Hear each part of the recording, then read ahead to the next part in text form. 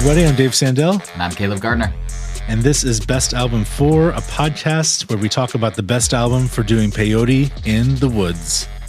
Yeah, obviously, because that's an experience you and I have had at least once a year for the last 20 years. This is retreat. This is based on a suggestion that Caleb made in a previous podcast. We're going to use peyote as a stand-in for all of the psychedelic drugs we haven't done. I have no memory of suggesting this. So that might be a side effect of all the peyote. Yeah, that's what I was going to say. It's actually either that or the other hardcore drugs that I do on any given day. So we are flying a little blind tonight, given that neither of us have actually done the thing that we're picking an album for. And so we're going to have to spend some time unpacking how we arrived at even being able to think about an album to answer this question. I'm too busy for Burning Man, Dave. I don't have time for it. If you had all the time in the world and all the money in the world, is Burning Man an experience you would like to experience once? I feel like most things are things I would like to experience once, to be honest. Like, I feel like there are very few things that I won't at least try, you know? But do not probe me on, like, don't start throwing out things and seeing if I will say yes. Please don't do that. But, you know, Burning Man, yeah, I know some people were very hardcore about it, like want to go all the time. So, I mean, it's working for some people. So I don't think I know a single person who's actually been to Burning Man. I feel like I have a really clear picture of it because of YouTube and other things, but I don't know anyone who's actually gone. I know people who have, like, who call it a community, who have talked about, like, hosting other people from Burning Man in their house, like, in between, you know, like, that just are very into it and very supportive of, like, the local Burning Man community in your city when you're not there. Uh-huh. It's a whole thing. This is not an experience that I am ever going to have. I think it's safe to say at age 43 that has passed me by. No. I'll go when I'm in my 60s. I don't care. It seems like the right time to do it. There's no time limit on experiencing life, Dave. I deeply want that to be true, and yet I fear that Burning Man has passed me by. I've never had much interest in the Burning Man experience, although the idea of going and dancing for 4 days sounds kind of fun. You know, there are pre-kid burners and there are post-kid burners. Okay. And I'm probably, if I'm going to do it, going to have to be the latter. Well, by definition, that has to be true. What are you saying right now? I'm saying there are people who go to Burning Man before they have kids, and there are people who go to Burning Man after their kids leave the house. And never in between. I get what you're saying. It wasn't just that my kids are born and now I have kids. No, I was saying after the kid phase of life. And what will I be listening to when I go, Dave? That's the question. That is the question. Have you ever done the drugs in question? Have you done peyote? Have you done... I have not. LSD? Have you had significant experiences with other hardcore psychedelic drugs? I have not, no. You? No, never. not once. Not even like, I truthfully wouldn't know where to go. This is where my head's at with this whole thing, is that in my head, doing LSD, doing peyote, doing any kind of like out-of-body experience type of drug is supposed to be when you are at some major crossroads of life and need some like deep spiritual guidance, need to be able to get new perspective. Is that where your head's at with this question? I think so. I definitely am interested in like the sort of out-of-body hallucinatory side of these things as I thought about my album for today. Yeah. What is when I've seen it portrayed in media, right? That's like the only time somebody has nowhere else to turn, and so they just find some shaman in some wilderness and lose themselves. What are your go-to, like, when you think about how you have formed your sense of what it must be like to be on these drugs, what is your like main media sources there? The only one, this is funny because I feel like this is probably the one, I only saw this once. The only media that's coming to mind is the episode of Billions where they like go into the woods. Do you know? Okay. Do you know the show No, Billions? I don't watch Billions. Well, it's about billionaires. If the name doesn't give it away, so one of the billionaires like goes into the woods and comes back with new perspective, and in the meantime, I kind of associate it with you have this amazing out of body experience and you kind of shit yourself and like and you like lose bodily functions. Like those are the two things that happen. I like knowing One of those, that going in that this album is the album Yeah. you would lose your bodily functions to. I actually stand by that. Yeah. I love it. I can't wait to get into it. I gotta say, my like main, impressions of what it must be like to do this come almost entirely from movies. So like Big Lebowski, like the scene with him there you go. bowling. The Requiem for a Dream is kind of my go-to. Like bad. I don't want a bad trip. That was really important to me as I thought about what my best album for this experience was. Is would any of these songs push me into a place that I am not interested in being a part of? But like my kind of main source of this is the movie Dumbo.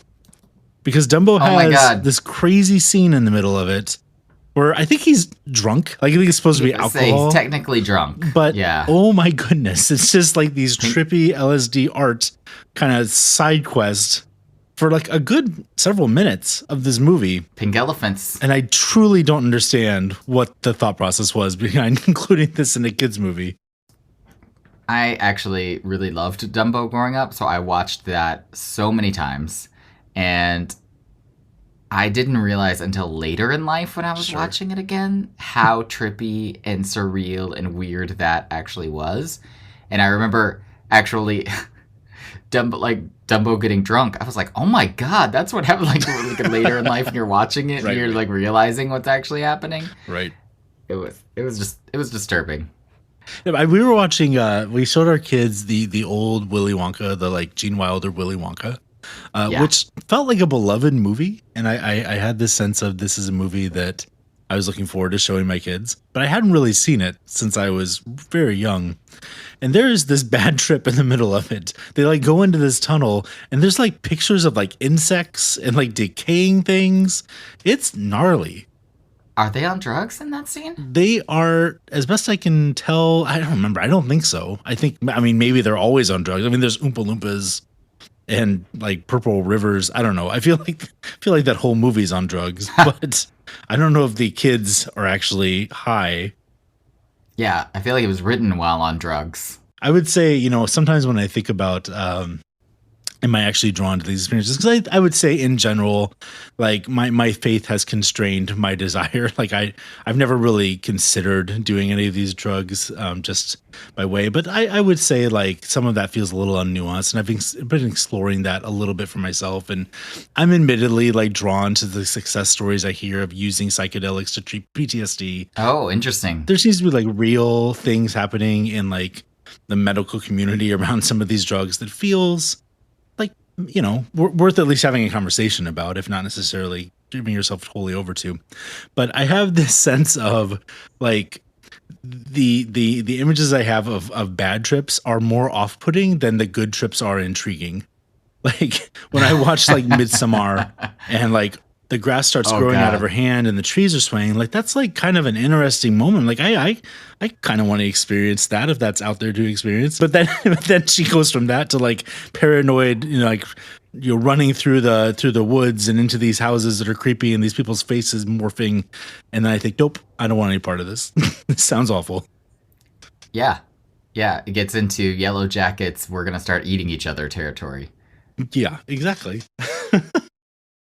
My buddy said that he had an experience once where he saw Darth Vader walk into the room and Darth Vader was there to hurt him.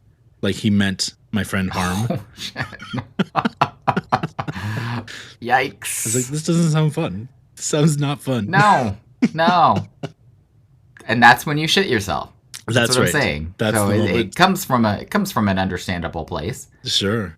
But I listen to a lot of electronic music, and as best I can tell, like all of that music is elevated by MDMA. So like there is at least this curious part of me that's like, I wonder if I am missing out in some sense of the word. I don't actually think I'm missing out on anything, but I wonder if I'm missing out in some sense of the word of the fullness of this music that I love.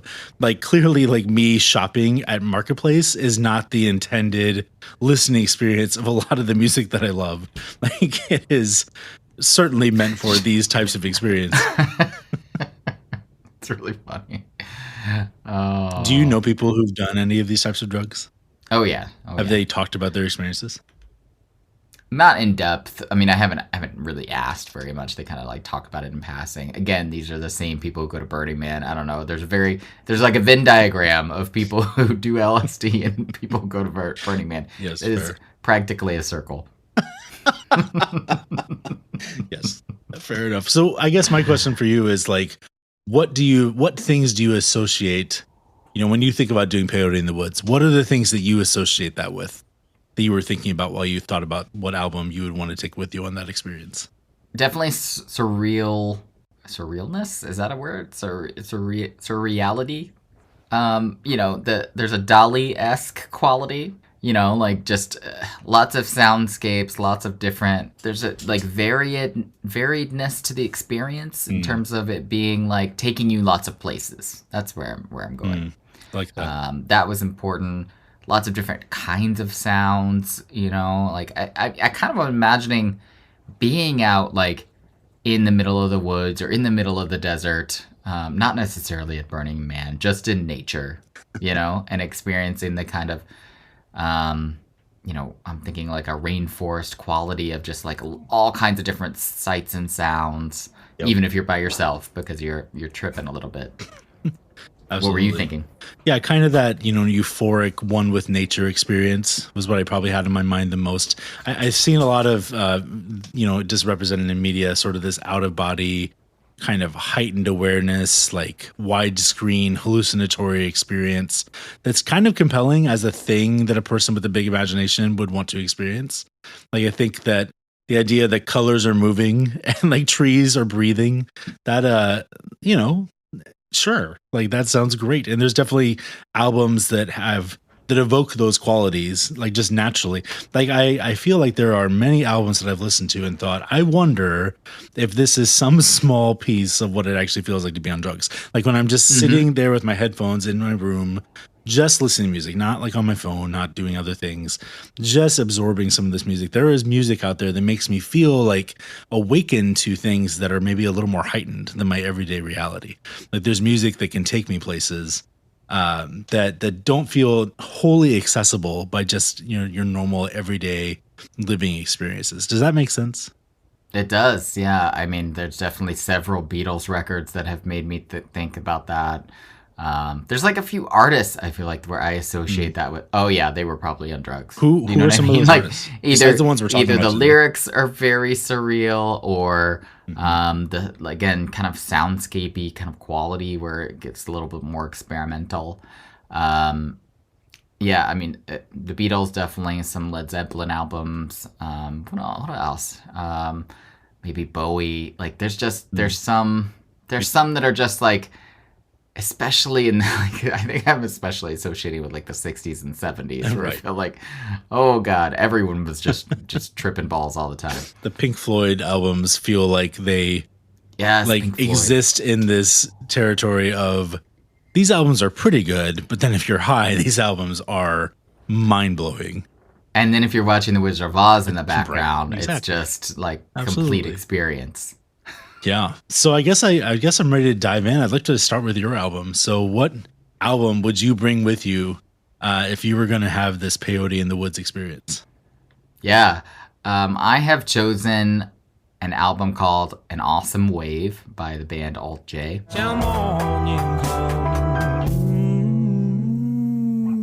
Let's desolate. And they are definitely up there for me in terms of every time I listen to one of their albums, I think, okay, they were on a little bit of something while they were writing this, but I'm into it, And they always write these very beautiful, very non-traditional in terms of song structure and style and how they put it together. Just journeys that I mean, that's the only way I can think of to describe them. An Awesome Wave was my intro to them. And I've often found, I don't know if this is true for you, but I've often found that the intro to a band ends up being my favorite. Like even if it is, objectively not their best album, if it's the one I fell in love with first, it's usually the one I have the most nostalgia around. Yeah. I think I would make the argument, I don't know if everyone would make the argument, that An Awesome Wave is still Alt J's best record, but it's hard for me to separate that, like, personal nostalgia from, like, being able to be an objective judge of quality. But all their albums I've really enjoyed. But I remember the first time I listened to Awesome Wave, I was just like, what is this wonderfulness, and where are you taking me? Yeah. Just start to finish, love it. Love the album. So walk us through that experience. So what about An Awesome Wave? And these are like your boys, right? Like this is like one of your very favorite bands and very favorite records. They're definitely one of my favorite bands. I saw them live at UIC here in Chicago last year, and it was so much fun. Such a great like visual quality that they brought to the, in terms of the set design that they brought to the music, and it worked really well. I was actually very nervous about seeing them in such a big venue because they're one of those bands that feels really intimate, and anytime I've gone to a bigger venue with a band that feels really intimate, there feels like a mismatch.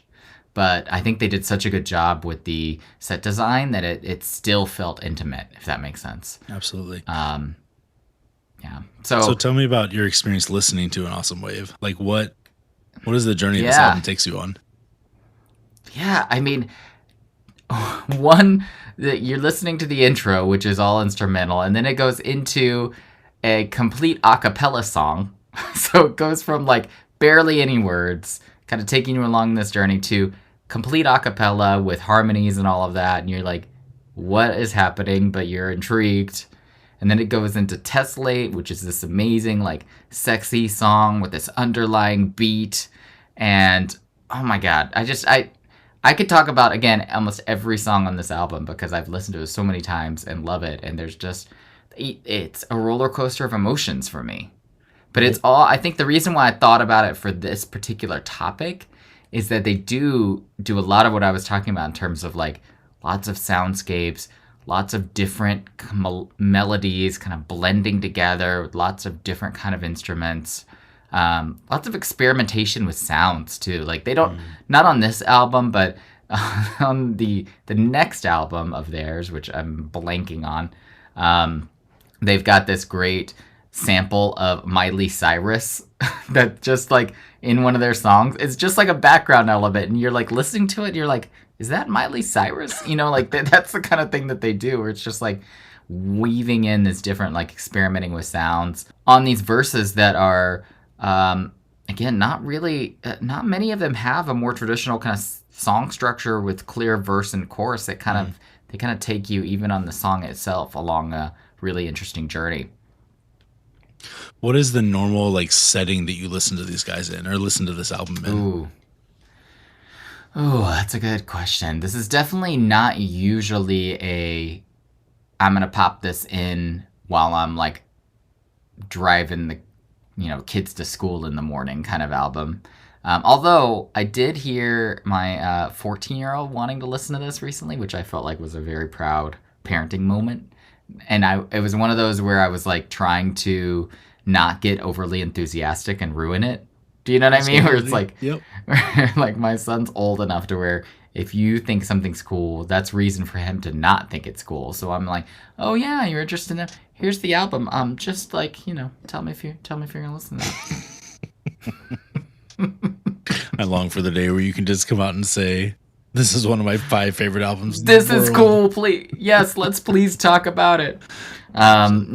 So for me, there's probably two settings, honestly. Like there's I've got a tradition, which I do most weekends, of like Saturday mornings being this really loungy, sitting around, reading something awesome, having coffee, like kind of relaxing, and then you've got some great music in the background. Usually it'll be like new music for me. That's a lot of the times where I'll like listen to a new album that came out that week. But if I'm listening to something that I want to just like set the atmosphere, this is definitely one of my go-tos. And so that's one. Also, I get really introspective on airplanes. Interesting. Okay. Yeah, where it's like I think there's something about the forced unpluggedness of it. If I can make up a phrase, where you're like not, you very much cannot be connected to everyday life, literally or physically or whatever. And so I usually spend it like journaling, listening to music, and I usually want to listen to something that's a little bit more introspective. And so this fits that really well. So those are probably two of my go-tos, but yeah. And or just driving by myself, like on a road trip, I would probably do it too. Yeah. This album's super moody. It is very moody. I find that it's hard to listen to something without like going to a certain place, and I like the place this takes me. It feels like, and you introduced me to this band. I more or less missed Alt J. Like I listened to this album when it came out because it was highly touted, and many, not all, but many many magazines or whatever sites were singing its praises. Yeah. More than 10 years old now. 2012. Yeah, but it's I missed it. It didn't really become part of my like canon of music, and you kind of singing his praises over the year has pulled me back into it. And when I listen to it, I mean, they're clearly inspired by Radiohead. Like there's clearly this sense of like they have these simple kind of almost poppy melodies that then they just take into a studio and mess around and tweak and screw around with until they've created something original or creative or imaginative that's beyond kind of the scope of the notes on the page. And when I listen to it, I think his voice is so distinct. Like it's a little nasally. He almost reminds me of like Dose One from Subtle. Do you know this band? No. It's like he's a hip hop artist from the like early 2000s. Really great lyricist, but his delivery is just super nasal and funky. When the lead singer, kicks in especially on that third song, Tessellate, it feels like, oh, your voice is not what I expected to match this music, and I find that it's just always a little off kilter. Like I never can fully like it's kind of music that feels a little cozy, like even a little like definitely. I don't know what the right word is here, like.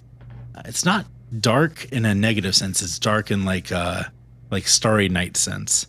But then his voice just throws it all a little off tilt.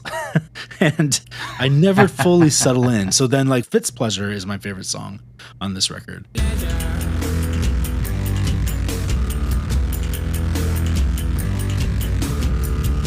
It's like deep in the track list, and it just has this like crunchy, slinky like little bass line that I just really eat up. And it just sounds really cool. Like I feel cool listening to it, and that's the song for me that kind of elevates me up out of my car while I'm listening to it. I'm having my hover over the minivan experience. Nice. I mean, Joe Newman is the lead singer, the one with the nasally voice, who usually I would honestly for vocalists, I find that when someone has a very distinct voice, it especially in this way where it's like, oh, in the wrong context, this could really rub me the wrong way, right? Yes. It either endears me to the band or I just can't listen to it. Like it's distracting. Yeah. So it's either distracting the music or it actually just fits in the music. And for some reason, this just hits the right notes for me and it fits in. Even though I agree, like his voice is very distinct in a way that in other contexts would be like, oh, what are you doing? Why are you singing out of your nose? It reminds me a little of like Neutral Milk Hotel, where like Jeff Mangum's voice is not, it's not good. Like he has a loud voice. He has a very emotive voice, but he doesn't he's have not a afraid good to stretch voice. for those notes. That's But for sure. man, it just, that music it would work. They're beautiful songs. They could work with another vocalist, but they become what they are because of what Jeff Mangum brings to to those songs, and his voice not being, traditionally great, makes those songs feel like they're coming straight from his gut. like straight from his heart, and he has no choice. Yeah. Even though he is not equipped to sing these properly, he has no choice but to belt them out as loudly as he can, because they have to escape his body. And I feel a little bit like that when I listen to Alt J, where this guy just like he has to sing these songs because voice be damned. This is but the difference I feel like is he's kind of like letting you in on a secret. He's like, I've got to tell you this. Come here. I've got to tell you this. You know what I mean? Like that's the quality it has to me, where he's just like, you know, something good. He's going something good. You know, he's just kind of like whispering it almost. Yeah. Absolutely. Which I really love. I think there is something to be said for a voice being distinct, but it's like high risk, high reward for me. So if you brought this out into the woods to do peyote, what would you anticipate that experience being like? Emotional for one thing. I mean, I feel like there are things. I mean, again, just taking me on a roller coaster of emotions. There are sad songs in here. There are songs that have like, I don't know how to describe them other than like scary elements, where it's almost like, I feel like if you were doing peyote out in the woods and you heard some of this, you'd be freaked the fuck out. Like, I don't know how else to say it, you know? In a good way? But like in a good way when you're not doing peyote. This is where it's like, maybe when you're doing peyote, I definitely think it would take you places. These kind of haunting, almost ghost-like sounds at some points. Some of it feels a little threatening, like especially if you weren't in your full faculties. I don't know, but I think it would be an adventure for sure. Absolutely. So for my pick, this is not the only time that we're going to talk about this band, but it is the first time, and it is momentous because Radiohead is my favorite band, and has been for a very, very, very long time. I love that you were like, they're clearly influenced by Radiohead. Well, yeah, of course. Like, of course. What band hasn't been influenced by Radiohead? Yeah, exactly. I feel like not that. They know what they're talking about. I know lots of bands have been influenced by Radiohead. I know that is just true, full stop. I do not think most bands have been influenced by the qualities of Radiohead that make me love Radiohead. And Alt J has. Like, Alt J has been influenced in a way that I find pleasing, as opposed to, I don't know, just kind of high risk, high reward again. High risk, high reward. Right? There you go. Yeah. But I want to talk about In Rainbows.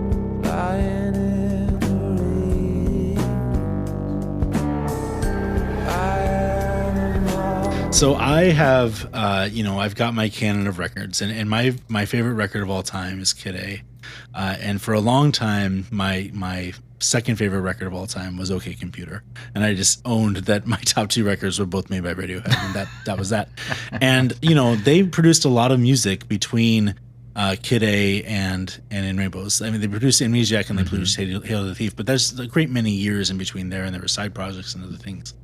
And when In Rainbows came out, I don't think that even though they were still my favorite band, even though, I would never ever miss them if they came into town, even though they probably are every single year, like the band that I listen to most. I wasn't expecting something great. Like I was expecting another round of Radiohead. And it'd been a long time at that point. It had been a long time since we heard any Radiohead.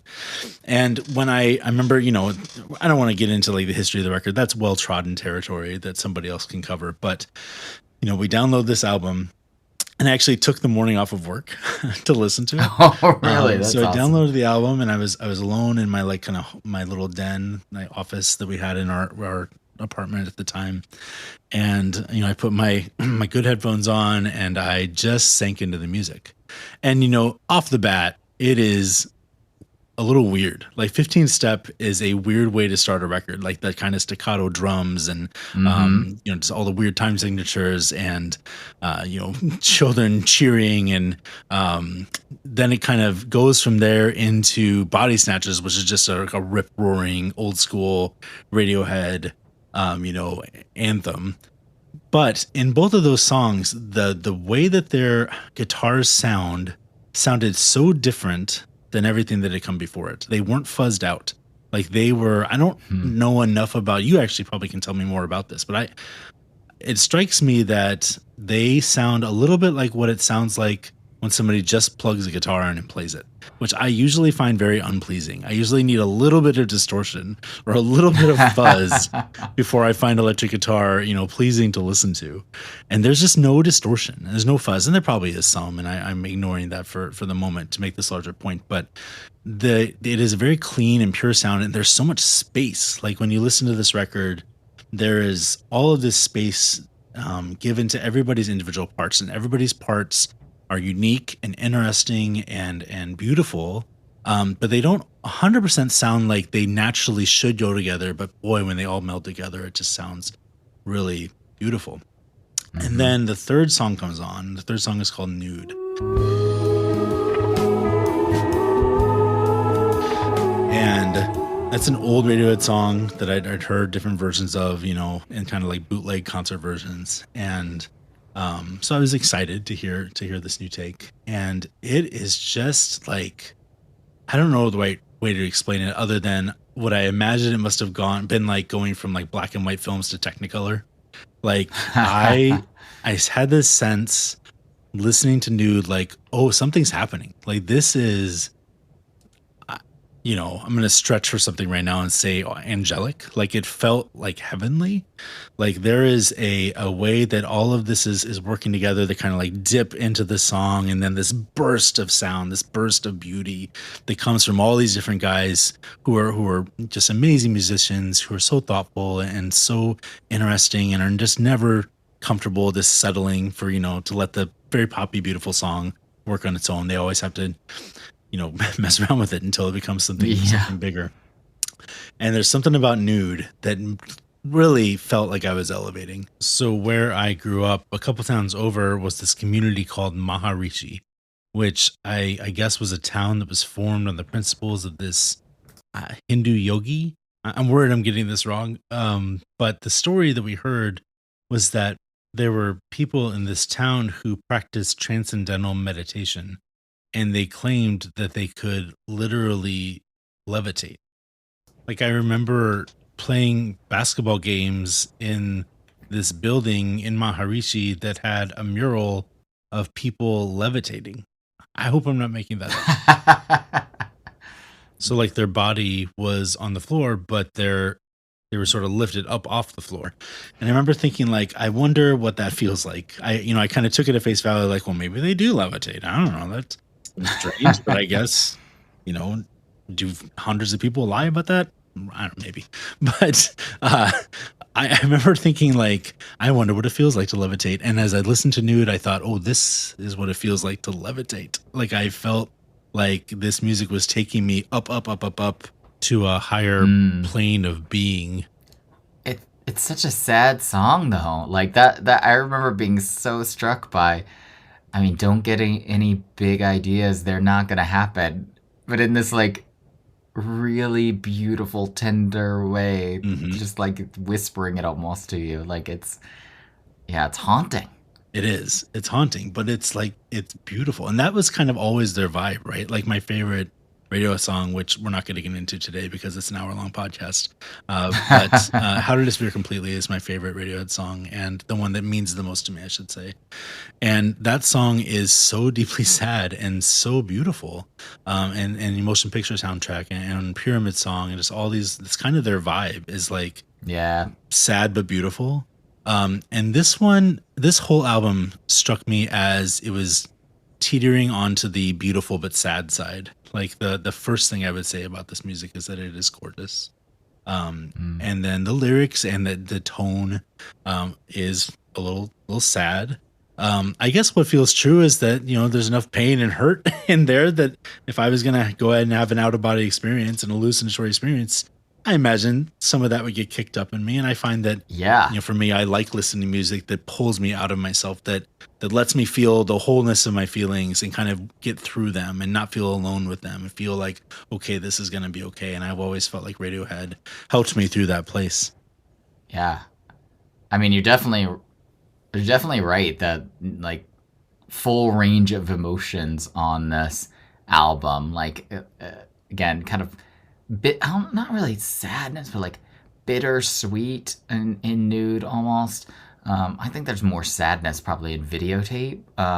some of the other ones, but the anger that comes out and something like Jigsaw falling into place, or like how that one just kind of like builds and drives. I don't know, like, oh, it's so much fun though. So yeah, I could definitely see this bringing out that full range of emotions for sure. There's so many albums that felt like they are the right fit for doing Peyote in the Woods. I'll rattle off some of them when we get to honorable mentions. But the truth is that if I was going to have an out-of-body experience, a heightened awareness experience, this is the album I would take. Like, this is the album I want to experience that too. Like, when I think of all the records that could be enhanced by drugs and I only got to experience one of them, I would pick this one. Like, this is the one that feels like, I think of Weird Fishes or Reckoner. That's just like, they're just such a different sound. They're such a unique sound. And I don't think that they maintain that in the following records. Like when you listen to King of Limbs or you listen to Moonshaped Pool, there's still some of that sound, but it's kind of a one stop. And it's amazing how well it fits with the rest of their music in concert, but it's kind of this one time only event. And boy, it is otherworldly in my opinion. Like, just, they had worked out something really special with this one. The movement from the Moog to the piano, like where the Moog is doing the, like big, deep throated bass and All I Need, and then the piano takes that line over halfway through. I'm just like, it's God. Cathartic. Like the chills that I experience when I feel that. It's so great. I don't think it's going to surprise anyone listening that I also love this record and that I also love Radiohead. I was actually thinking about, I think In Rainbows, so it wasn't I think of Radiohead almost as like, at what point did you enter? Mm-hmm. Do you know what I mean? Absolutely. Like, they've just been around for my entire life. Like, right. I mean, and still doing amazing things. I mean, I think Hail to the Thief was the one where I entered in real time. Do you know what I mean? Like, yeah. We talked on a few podcasts ago how I always had a tendency, I still do this, of like, if something's too popular in real time, I tend to come at it later. And I think in the 90s, Radiohead was on the upswing. And we talked about how my even coming to like good alternative grunge, like all of that, I kind of came a few years later. So I didn't really get into Radiohead in real time until Hail to the Thief, when that album came out. And I got that album and then started going back into the Radiohead discography for, I'd heard the singles, but like in actual depth. And I remember Hail to the Thief was just so of the moment and so political that, it was kind of like I loved it, but it wasn't a life-changing one. It was like, oh, you're making a statement. Got it. Literally in the title of the album, right? So I don't think it was until In Rainbows came out where I was like, really fell in love with Radiohead. And going back, I think it might be my favorite Radiohead album. Like, I'm looking at all of them, I'm thinking, okay, it's probably not the one that I think is best. Like, I think Kid A, from a quality standpoint, I've gotten back and listened to quite a bit, is probably my, like, the one that if I had to pick one that I thought was their best album. Mm-hmm. But I think I've listened in Rainbows more. Yeah. I think In Rainbows is probably the one I've listened to the most. In Rainbows it is now my second favorite of their catalog. I reached for it more than I probably reached for it more than Kid A, although Kid A it has a piece of my heart that we'll get to at some other podcast that nothing will ever supplant it at this point. But I think In Rainbows is probably the one I reached for the most at this point. I mean, me too. It never, what was it? We were talking about Mariah Carey's Fantasy. It's never the wrong time to listen to Fantasy. That's right. I honestly, like, anytime I start hearing that intro beat to In Rainbows, and it starts in with that percussion, I'm like, okay, let's listen to this. Yes. I'm now in the mood for this record. Now it's In Rainbows time. Have you ever listened to I don't know if it's Bonnaroo or there's a live recording of Videotape before it was on In Rainbows where it's completely different. It's like this kind of upbeat, lots of like fast-paced, interesting beats going on underneath the music. Like what Phil Selway is doing. Yeah, in Videotape. And it's this really beautiful, like huge, almost dance pop dance song. And then when you listen to it on the record, where it has none of that, and it is just super sparse and has these little staccato rhythms that are feel like they're building to something else, but they don't. Like they actually just don't build to something else. It's actually really interesting listening to that song, knowing the live version of it pretty well, because you can hear the original rhythms wanting to come out in the final version, and the suppression of those almost feels like a part of the song to me now. Like in my heart, I'm listening to it as this beautiful, huge vista dance song, but the music that's coming through the speaker is really sad and really quiet and almost mournful. And it's a really interesting dichotomy that I just love. I love how much space is in every one of these songs that you can just insert yourself into the mood and kind of bring yourself in. There's something about Weird Fishes with the way that they're all working together and kind of building this, increasingly crescendoing second half of that song, where I feel kind of swept up in it. Like it almost, it means to evoke images of the ocean or images of water. And I almost think of it as like this tide that I just get swept away in, with them. And I insert myself into this music in a way that feels a little bit different than other bands or other albums that I've listened to. I feel like there's space for me to just kind of nestle in like a hammock. Yeah. Oh, I love this album so much. I could keep going on In Rainbows for 2 more hours. We need to start a podcast that's just the best Radiohead song for. I am so into that podcast. I feel like you and I would be so into that. Anyway. We would have like 27 listeners, and I would love all of them. I want to have dinner with all of them. I want to go on vacation with all of them. Tell me. Well, let's do this first. Let's do honorable mentions and then canon, because I'm guessing we're inducting 2 albums tonight. So we'll hold that off for a second. Some of my honorable mentions tonight. I mentioned a lot of electronic music. So top of mind was John Hopkins' Immunity. Like I listened to that record, and the sound that he creates on that record really takes me to some other place. Thoravuk by Robog Wormy, I'm almost certainly pronouncing his name wrong, is another one of my very favorite records. That's a lot of like found sounds, and I think that he has created some really unique songs on that album as well. Boards of Canada's Campfire Head Phase. These are all albums that nobody listening to this has ever heard of, but that's fine. And then Massive Attack's Protection. There's like this 7 or 8 minute opening track with Tracy Thorn from Everything But the Girl on it, that is so beautiful. I really just want to sit in that song, in the woods, laying on my back, looking at the stars. What were some of your honorable mentions?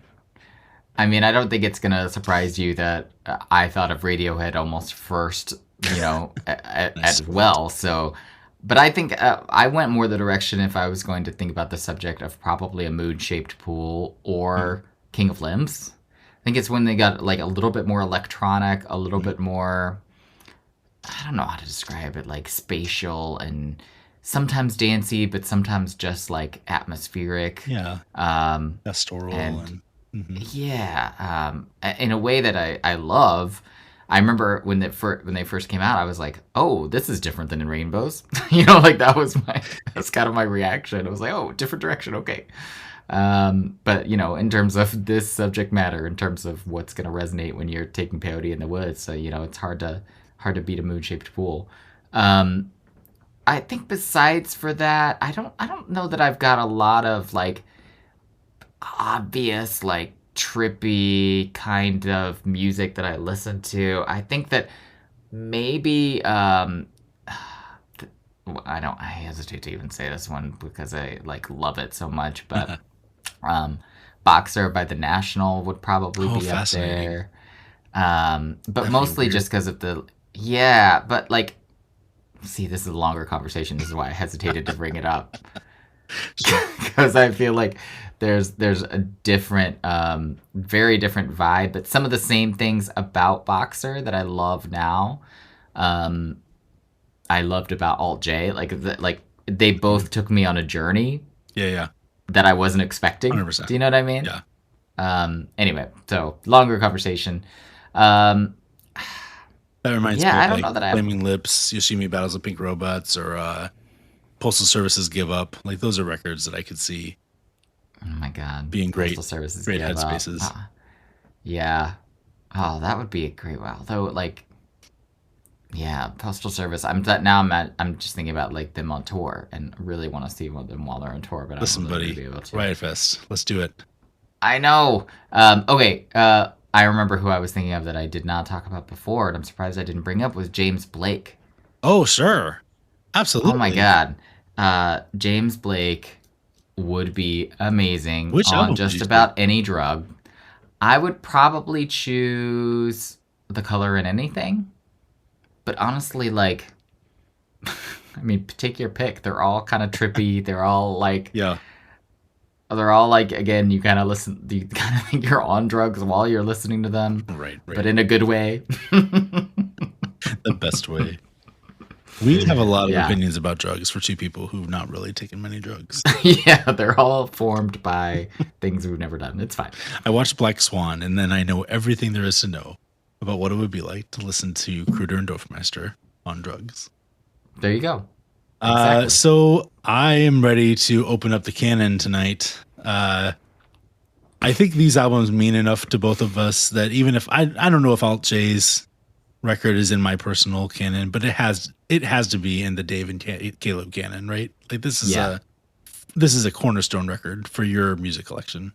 It's definitely in my canon. That is interesting that it wouldn't be yours, although In Rainbows is definitely in mine as well. Yeah. So That's our first second kind of unanimous In Rainbows is in. I don't want to discuss all the other Radiohead records tonight because they are the one band. I don't know that I'm going to do another Nirvana episode or another, Kanye West episode, but I for sure am going to do 5 or 6 other Radiohead episodes. Hear that. I'm not going to be upset about it. So what are you listening to this week? So I have been revisiting I'm going to butcher how you pronounce it, the Yves Tumor. I always thought it was Yves Tumor, but it might be Yves Tumor?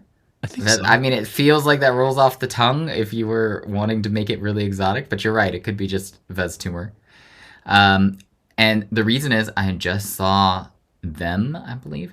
I just saw them at the Riv last week, and they blew my mind. It was so much fun. One of my favorite concerts I've ever been to. It's like every song is just so fun. The audience was so into it. They were so into it in terms of like engaging with the audience.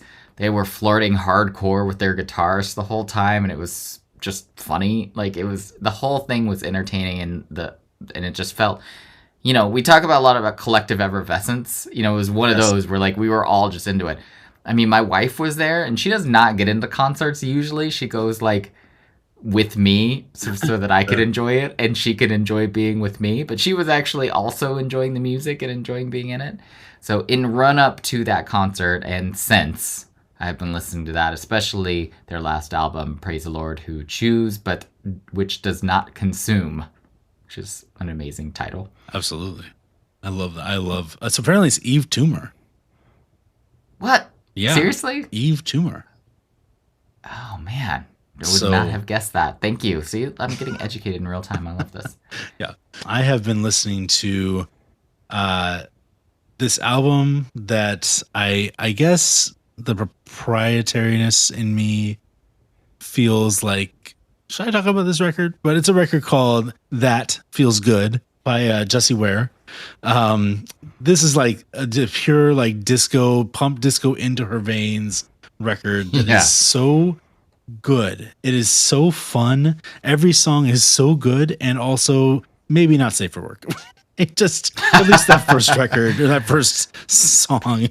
Like, I definitely started listening to this at your recommendation, Uh-huh. and I'm like in my office listening to it, and my wife walked in and was like, "What the hell are you listening to?" Man, I'm bummed because I am going to talk about this record on our favorite stuff in the last 6 months, and probably going to talk about it again, favorite stuff of the year, and every time I'm going to have to say that feels good.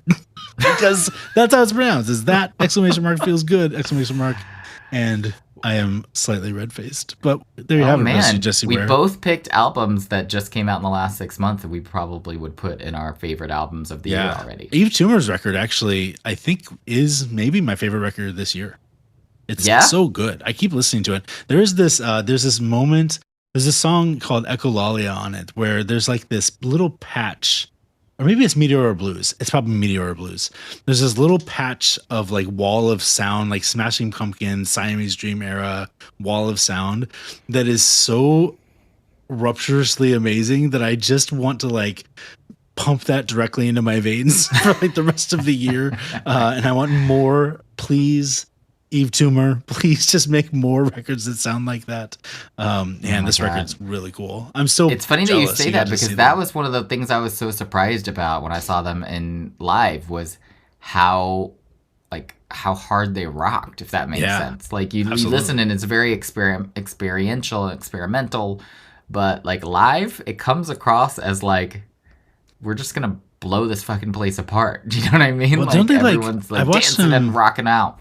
I watched them at Coachella on the live stream both weekends, and because why not? And it seemed like they were all like leaning really hard into like 80s hair metal like vibes. Yes, like they've literally got the like triangle shaped guitars. Yeah. Like they've got very much so. But like in a way that works. Again, high risk, high reward. But this is working for me. It was so much fun. It's so good. Also, like. That album might actually be a good backup for doing Peyote too. Be a very exciting, fun experience. Yeah. Yeah, absolutely. Good times. All right, buddy. I will see you next week. As always, please, subscribe and leave us a review. Let us know what your best album for doing your hard dug of choice in the woods would be. Even if you haven't done them, you can still participate and play at home. Tell us how we got it wrong. If you've had the Burning Man experiences, please let us know what it was like to listen to An Awesome Wave and In Rainbows on the drugs that we've never done. Let's do research after instead of before.